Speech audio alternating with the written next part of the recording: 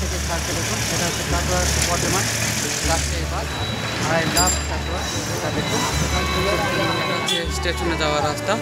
এখানে অনেক ছোটো ছোটো স্টল, সুন্দর টাপা। এই টাপা নামানো যায় নাকি দাদা? এই টাপা নামানো যায়?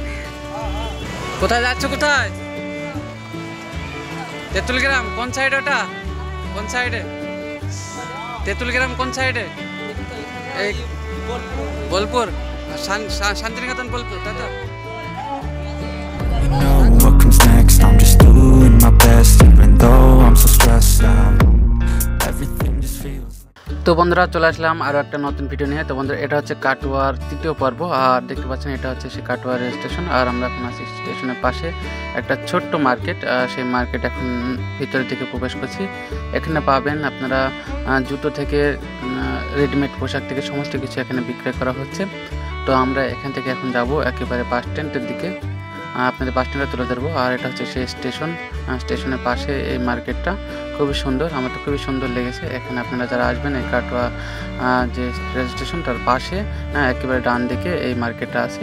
কেমন বেচা কেনা হয় কাকু? কেমন বেচা কেনা হয়? ভালো। কাটোয়া স্টেশনের সাইডে এগুলো সব নাকি? এটা কোনো মার্কেট, এটার নাম আছে মার্কেটের? সেরকম কিছু না, শুধু জুতো নাকি? দোকানদার দেখুন এই কাকুর দোকানে শুধু জুতো, মানে এখানে একবারে স্টেশনের পাশে এসব সব দোকানগুলো আছে। এই যে এখানে সব ব্যাগের কালেকশন, সমস্ত কিছু ব্যাগ। আর পাশে স্টেশন। তো বন্ধুরা আমরা এখন হাই রোডে আসলাম, দেখতে পাচ্ছেন একেবারে অনেক দোকান স্টল থেকে পার করে এসে এখন হাই রোডে এসেছি। এটা হচ্ছে কাটোয়ার মেন বাজার। দেখুন এই যে একটা বাস কাটোয়া টু বর্ধমান যাচ্ছে, এই বাসটা। আর সামনে আছে বাস স্ট্যান্ড, তো সেখানে যাবো, সেসব ভিডিও আপনার সামনে তুলে ধরার চেষ্টা করব। আর এটা হচ্ছে স্টেশনে যাওয়ার রাস্তা। এখানে অনেক ছোটো ছোটো স্টল আছে, সমস্ত কিছু বিক্রি, এই যে ফল থেকে সমস্ত কিছু বিক্রি হচ্ছে। ওখানে কিছু রেস্টুরেন্ট আছে, ছোটো রেস্টুরেন্ট। তো আমি বড় কোনো হোটেল খুঁজছি, এখানে ভালো খাবার পাওয়া যাবে এরকম কোনো হোটেল। আর বাস স্ট্যান্ডটা আছে এই সাইডে।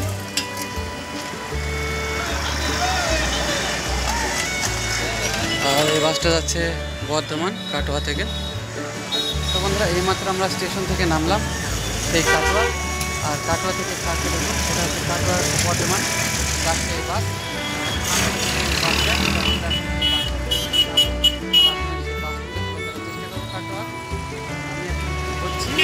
কাটোয়া হোটেল, মানে ছোটো ছোটো স্টল, হোটেল। আমি এখন বাস স্ট্যান্ড থেকে যাবো, সেখানে হয়তো হোটেল পাওয়া যেতে পারে। চলুন এখন আমি বাস স্ট্যান্ডের দিকে যাবো।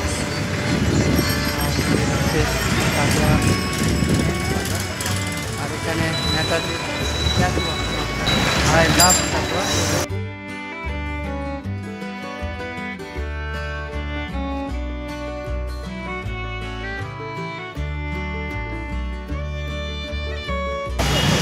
এই হচ্ছে সেই কাটোয়ার মেন শহর।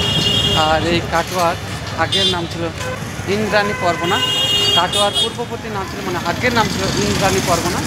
তো সেই এখন বর্তমানে তার নামকরণ করা হয়েছে কাটোয়া। সেই কাটোয়া শহরে এখন আমি আছি।